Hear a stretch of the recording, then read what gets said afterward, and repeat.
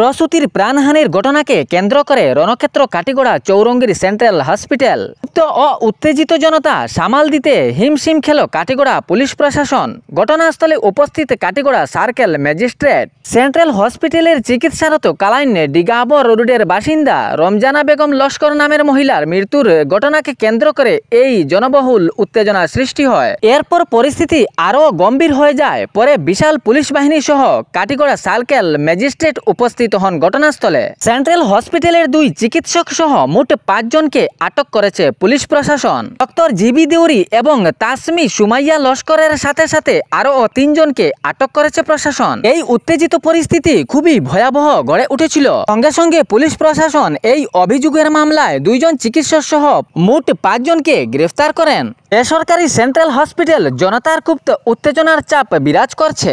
জানা যায় চিকিৎসার অভাব বা অবহেলার কারণে মহিলার এরকম অঘটন ঘটেছে। জনতা পুরোপুরিভাবে এই হসপিটালকে দায়ী করছেন।